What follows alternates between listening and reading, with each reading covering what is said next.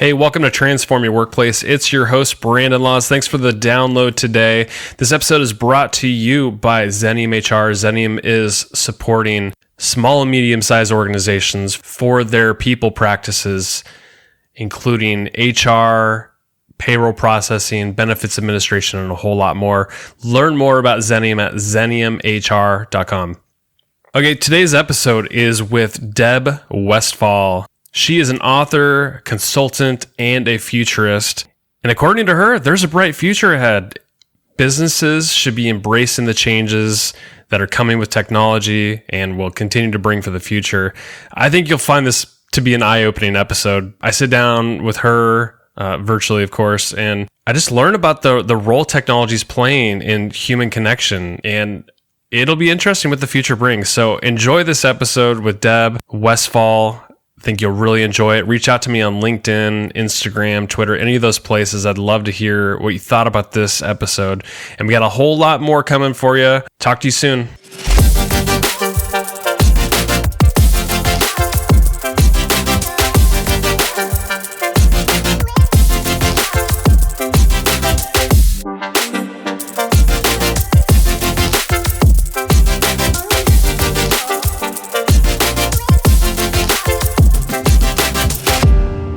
Deborah, it is a pleasure to have you on the Transform Your Workplace podcast. Thank you so much for coming on. Thank you, Brendan. I'm so excited to be here. This is exciting.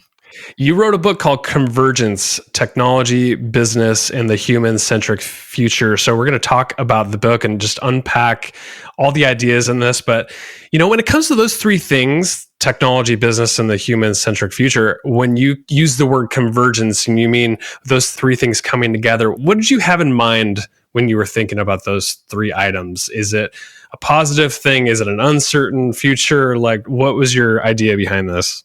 So I actually think it's a very positive thing, and maybe that's just the optimist in me and the hopefulness in me. But I actually think it's very positive. I think there is some amazing kind of forces, and I write this in the book, there's some real positive forces that are happening that if you look a little bit under the surface, that is going to create hopefully a better future for everyone.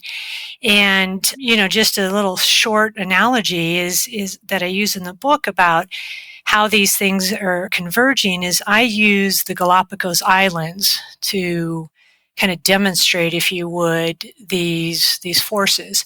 Galapagos Islands are west of Ecuador, an amazing place of just different kind of animals and plants and ecosystems that don't exist anywhere else in the world.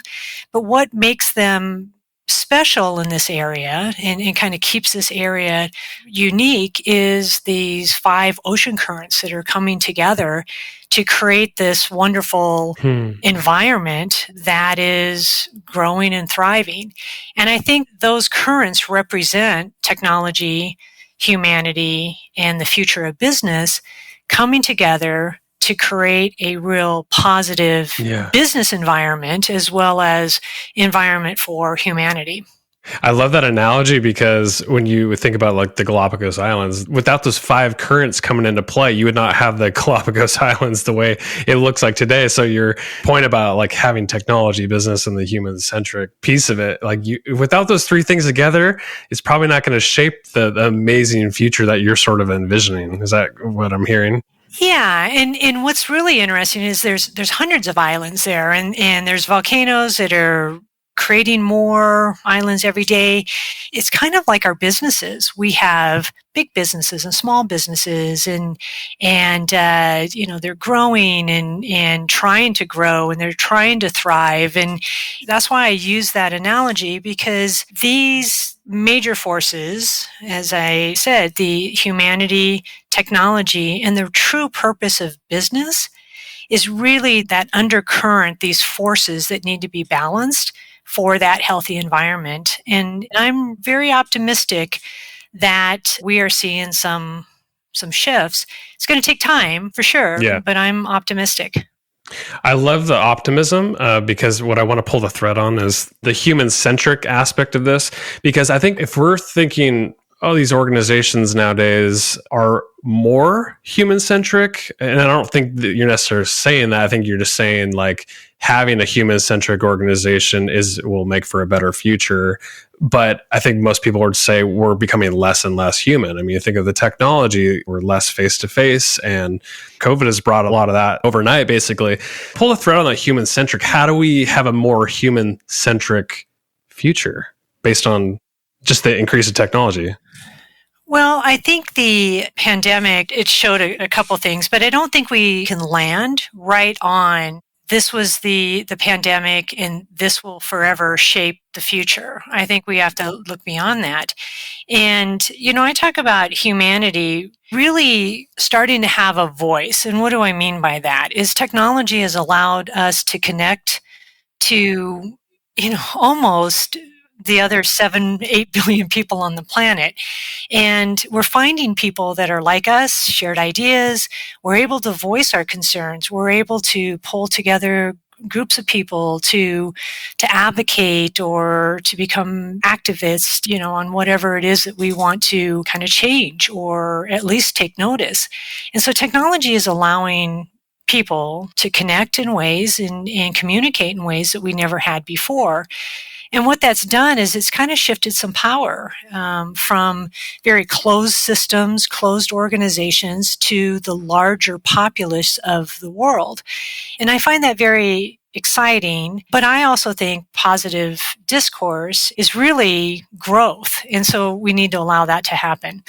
The other thing that's happening, which I'm very encouraged, is we are starting to question the sole purpose of a business. Over the decades, especially through the industrial era, there was a kind of effort to put business at the middle of our focus. And so we improved efficiency. We tried to be more effective with the delivery of whatever product or service. And people inside our organization, as well as outside the organizations, got somewhat sub-optimized. And now we're having this larger conversation, the business roundtable or organizations like Conscious Capitalism or, even B Corp and these discussions around what is the purpose of business. And we're going actually back to business's purpose is to serve a broader spectrum of stakeholders. That being their employees, their suppliers, the communities they operate in, their customers. And I open it up to the larger humanity because some of these problems that we are facing bridge way beyond any one company or any one industry. Climate is one of those examples. What's interesting is I think if somebody was just briefly listening to you and catching a headline, they would probably think you're like anti-business, anti-capitalism or something like that. But if you really dig deep into what capitalism is supposed to bring, it's like highest and best use of things, and it should make things better. And I think that's what you're really saying is like, what is the purpose of business? Is it improving communities? Is it improving people in societies? Right? Am I getting that right? Absolutely. And I've been asked that direct question, are you anti-capitalism? Absolutely not. Capitalism brings a lot of good stuff. Absolutely. And I'm a capitalist and I'm very pro-business, but I think if you scratch the surface of some of the things that are really being questioned, there's a cynicism here. I don't trust business. I don't trust government that's happening. And so why is that? And if we're truly addressing the larger stakeholders, then we're having conversations with them to understand what the trust problem is. Or why don't you believe what I'm saying? Why is it that, there's some real criticism around the brands? Like you are doing things, but I don't believe you really are doing these things to make impact. So this is about making business better, not about attacking capitalism. But at the same time, like when you improve business the right way, you improve all the other systems along with it. Absolutely. Because then you gain so much from doing that. You gain trust, and people will admire those brands and will want to work in those companies. And when you walk the walk and you walk the talk, I guess, better said, is there's a real relationship there rather than just kind of forcing what it is that you want to communicate. Yeah. Speaking of the relationship, when it comes to the humanity or the human system, what kind of relationship does it have with these other systems, the technology, the business side? What is that connection? Why does it matter in the grand scheme of things, what the relationship is? It's a great question. And I think with this case, we could actually turn to what happened in the last year and a half with the pandemic to see when you stop and you tell humans that you can't go to restaurants, you can't go to movies, there is no sports, what that does to business, industries. And so I think it showed in a really kind of weird way why that human system is really important and how it interfaces with all our systems. I have an engineering background, so that systems thinking is really important here because we have, there's economic systems, there's the business systems, there's the geopolitical system, but overlaying there is a people system, and it has to be considered. They're not just customers that can be manipulated or communicated just to, they're not just employees. There's a real network of people that create humanity that we need to consider as we go forward. This was not in your book, but I was scouring your LinkedIn page and this line jumped out at me from, I think it was your about section or something. So the quote from your about section is, "Because humans are unpredictable, the future is unpredictable. Yet predicting the future isn't enough. We must understand what's driving and shaping it as well as the implications to identify actionable paths towards a better future." End quote. And this is the interesting thing about this book too, is the human side of things. They're unpredictable. They're emotional. But when you consider technology business is a little bit more stable and predictable, but when you factor in all those things together, you can't just take out the human side of it because we're sometimes irrational and emotional and unpredictable, as you said. Unpack this for me. Why did you write that in your bio, and how does it play a role in all this? It's probably the influence of working with Alvin and Heidi Toffler for all the years, and them giving us a framework to think about this transition from an industrial model to a knowledge-based model. And of course, businesses want to, kind of control inputs, outputs. It's about efficiencies. It's about, using all the resources that you have for gain, right? And, we've gotten to the point where it really is around profit. What is different now than what was different even a couple decades ago is we're in the information age, and individuals, 8 billion people on the planet, not quite yet that because not everybody's got access to the internet, but they can learn, they can have the information, they can connect up, they can innovate. And so that closed system of what we used to desire around our organizations got blown apart, and is going to continue as we move further and further into the knowledge age. So everybody's a futurist.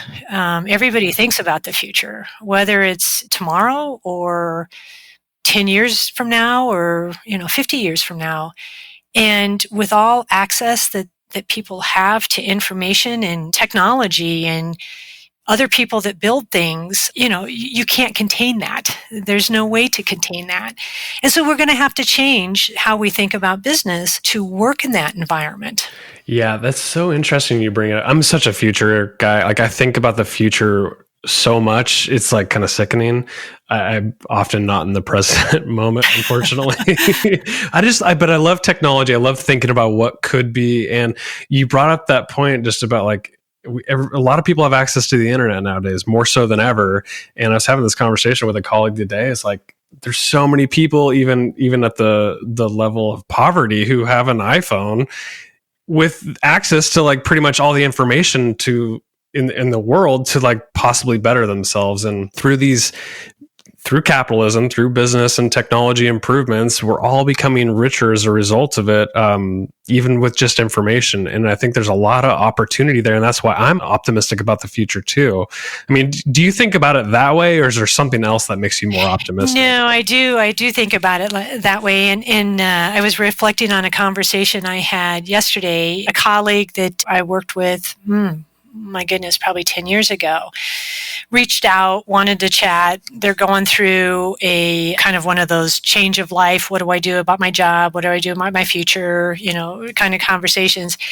She brought up at the end of the conversation, it was, hey, I got one more question. And I got time. I've been thinking about this new app. And because of COVID, there was some things that she was doing to keep herself healthy and all that. And she said, I really think I did my research and there's nothing else out there, but I don't even know how to get started. Like, I wouldn't know a programmer. She's not a programmer. And I said, well, but who do you know that could be? Who do you know that, knows something about programming? And she laughed and she goes, oh, and she referenced a colleague that we had been working with that had left the company. And she goes, I'm going to call her. Absolutely. And those are the behavior changes that I think will continue. I think we're going to see more and more and more of that when people say, well, I don't know how to do that. But yet you have all the ability to find somebody to go do that. Go partner with that person. And if that person doesn't know, then they have a network. Have them introduce them, right? So I think that's the network effect that will create even more innovation and more solutions. And that's kind of the root of this power of humanity. Hey, it's Brandon here with a quick sponsor break. Are you making any of these common HR mistakes?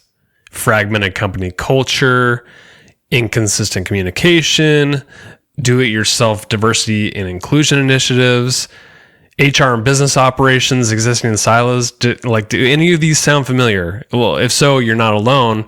These are HR challenges we see all the time, and our free ebook at Xenium is here to help you get past these mistakes.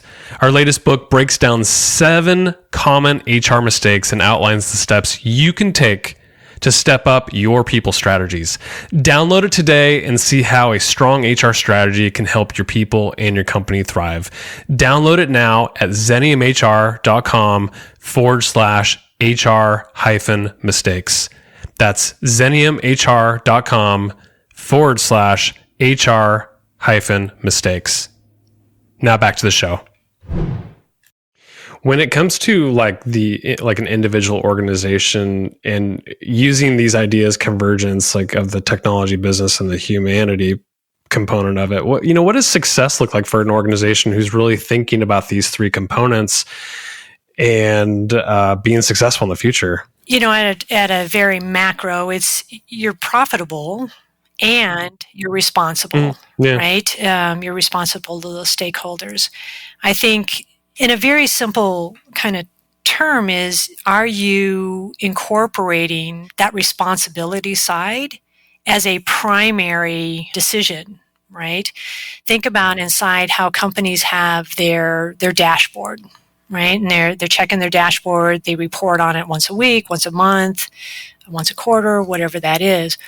What is on that dashboard? It's usually, it's revenue, sales, cost, maybe backlog. It's all financial. Most of them don't report on impact. Right. How do you do that though? It seems hard to report on that. Yeah. How do you do that? Like, how would you do that for the employees, right? Are you bringing the conversation about inclusion and diversity up to that same level of profit and, sales? Because it has to be at that level. It can't be a sub, because when you make decisions, you're sub-optimizing. If your decision is always on profit, that can be kind of harsh for me to say that, because people, yes, I'm concerned. Yes, we're trying to work this. Yes. But at the end of the day, how do you make that final decision? And do you defer to maximizing the profit and the financial? Or do you go ahead and say, you know what? We may not optimize around the financial, but we have done better for our employees, or we've done better for the environment. Another example is when you're getting ready to launch a new product. Is it all around, cost and how much you're going to get from that product? Are you also thinking about that product, about what it took to make it? Like the input, the materials. Did you get clean materials? Where did you get those materials? And then also, are you thinking about how does that product get disposed of in an environmentally safe way, right? Again, opening up that aperture allows you to start to become more responsible. Well, I think of no knock on Tesla, because I think it's a cool technology and I would love a Tesla someday. But, we just look at how cool of innovation it is. But I hear, a lot goes into making those batteries and then also disposing of the batteries too. It's like, Absolutely. What kind of impact is that making? I don't know if we're reporting on that at all, We're not. And I was just reading, not to slam any kind of brands, because we're right in the middle of this transition. Mm-hmm. But CocaCola bottles, there's 200,000 CocaCola bottles, single-use plastic bottles, get disposed of an hour around the world. Get out of here. Right? And you think about that, and that's all the time, every day. And where do they go? They go into the landfill. A few of them go into recycling, because you're recycling, what did they say, less than 10% of any plastic gets recycled, because one, is it recyclable? And two, do we have enough capacity on the recycling side? And if you're in other countries, like I've been to Egypt and Morocco and Africa, those plastic bottles get thrown on the side of the road, and, great big piles. And so, the question is then, what is the role of Coca-Cola? And it's not just saying you're going to recycle, because that's just pushing the problem off somewhere else. That's the question. Can you use your research and development dollars along with others that still, have the same problem, to create something that isn't plastic, that still gives people the convenience to carry a bottle of Coke around? Yeah. I don't know if this actually exists, this technology. I swear I saw a video of it. It was almost like a glass of water, but it was in some sort of dissolvable, little bag that you could just put into your mouth, and it's almost like one sip of water into one thing. And so there's no plastic being disposed of. I don't know if that really exists. I've seen that. So it does exist. But I'm okay, now companies as big as Coca-Cola need to be probably thinking of that kind of innovation. But that's the message I tried to get across in the book, is that's very disruptive, because that's not how they've set up their business. That's not how they've set up their manufacturing. That's not how they've set up their distribution. They've been around for 100 years. They have optimized around this distribution and selling of Coca-Cola. There's amazing innovations. I don't know if you listened to How I Built This with Guy Raz. Mm-hmm. I was listening to one of the companies he was talking to, and edible spoons. That's cool. So as an engineer, he figured out how to manufacture these spoons, and he has a couple flavors that are on the savory side, couple flavors that are on the sweet side. And his focus was to get rid of the plastic spoons and make them edible. That way you don't have to, it's the same kind of example of the little bubble of water. It's all edible. There's no garbage.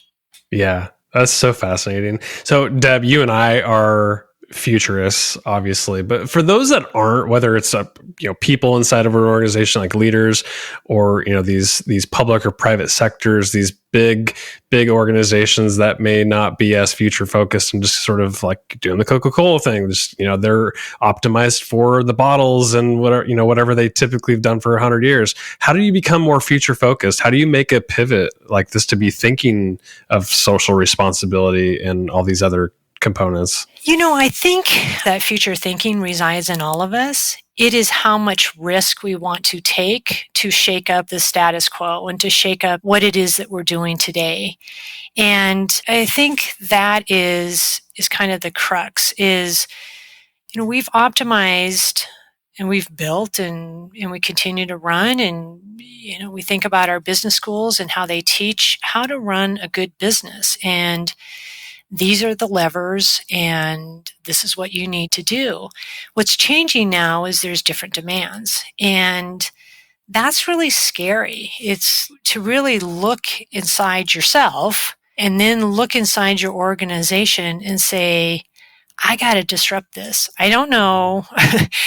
I don't know what I'm going to break in the process of doing that, but I got to take that chance. I've got to have that courage to see, where this goes. And there's a lot of smart people and a lot of courageous people that if they banded together and talked it out inside these organizations, they would figure out kind of step by step how to transform. It's not going to be something easy. Right. It's not going to be something quick. And you can start with little steps, little baby steps, and kind of test the waters of that risk. That's the message, is you got to get started in some of this, though. Yeah.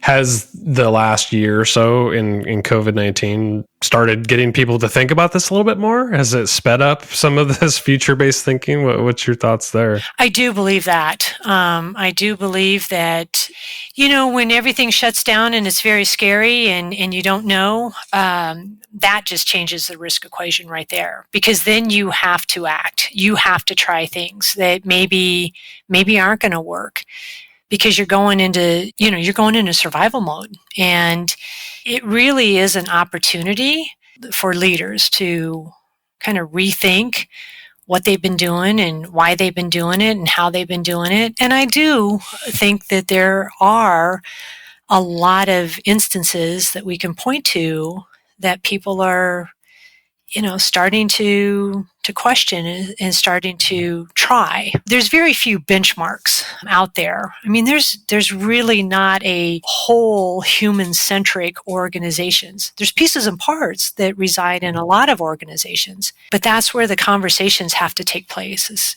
what are you doing about this? What are you learning? And how might that fit with what I'm doing? Look, it took us, almost 100 years to really kind of modernize business. So we're not going to do it overnight. We're not going to make this pivot to more human-centric or stakeholder-centric overnight. And that would be silly to think. But we do need to be aggressive in that pursuit. Yeah. If people listening, because there's a lot of leaders listening to this podcast, of individual leaders are thinking like, yes, this is like, I've been thinking about this. I know like myself or my organization needs to make a shift into thinking more like this. How could they level up their skills so they can adopt this convergence idea and set their organization and people and community up for success long term and do good? That's sad. I would say that starts with looking within themselves. It really kind of cultivating that deep understanding of who we are as individuals and what do we believe, and how do we make decisions and why do we make those decisions? Where are our biases, right? And our belief systems about how things work or how things should work. And, I think that work is foundational for a leader and we honestly don't teach that. We don't really cultivate that through any of the coaching and the mentoring. We teach process. We teach measures, we teach performance. We don't teach this kind of self-reflection of who we are and really where our blind spots are. So that's foundational, and that's going to take being authentic and being vulnerable. And in a lot of cases say, you know what, I don't know how to do this, but I know we must figure out a way. And again, that's not what was expected of our leaders before. Many years ago, this is probably 20, 25 years ago, I don't even remember what the situation was, but I messed up as a leader. And I went to my mentor and said, I really feel like I need to say I'm sorry. And I didn't know. And now that I know, I wouldn't have made that decision. And the response was, oh, no, you never say you're sorry. Like, that shows weakness, right? Really? Yeah. But, maybe that's my generation. I don't know. But I think that's going to be really important. And I do think reaching out and having this dialogue of what is the purpose of business and how do we serve and how do we be responsible and learn from each other. Ask and learn. I think together we're going to level ourselves up. I agree. It's interesting. I'm reflecting on our conversation. It's just been such a good conversation and discussion. And I'm thinking traditional business and even like capitalistic mindset, and a lot of people in that area, they're like just so profit motivated. But to me, profit is a tool. It's an incentive. It's a reflection that there's a market there, and it allows you to reach your purpose and to reach your goals and reinvest and to do good. And that's my biggest takeaway from all this, is that organizations can have a purpose to have a greater good, a greater impact, both societally and organizationally at the micro level. And the profit is just a tool.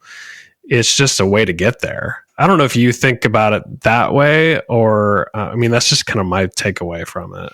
Yeah, we've got to measure somehow, right? And there's macro and there's micro measures, and profit is important. It's important for sustainable business. It's as you said, it's important to reinvest.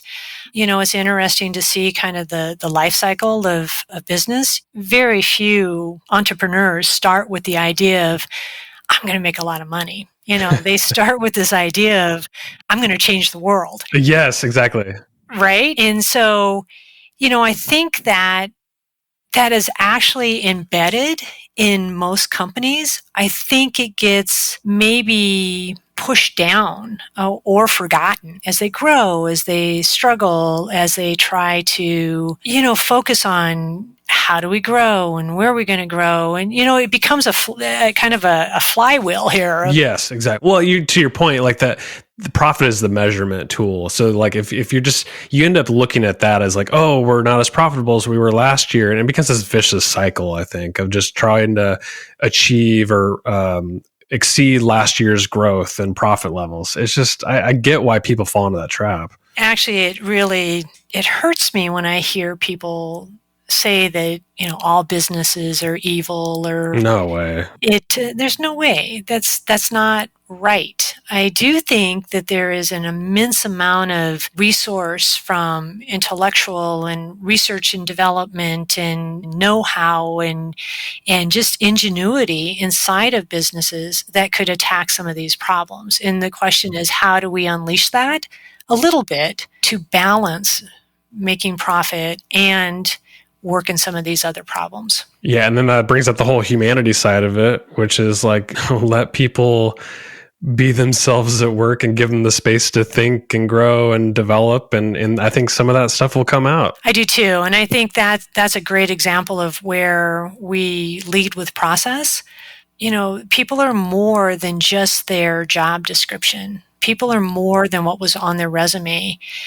I read a really interesting article several years ago about Warby Parker, and maybe, I don't know if they're the same, but at the very beginning, early stages, they had some kind of IT problem or some sort of manufacturing problem, and it was actually one of the assistants one of the secretaries that said, you know what, I know something about this. And they said, well, great, go fix it, right?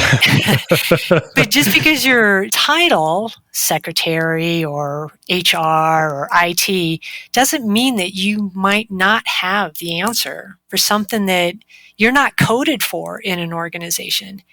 And to me, that's what inclusion means. It's use that, all of their energy, all of their experiences and know-how.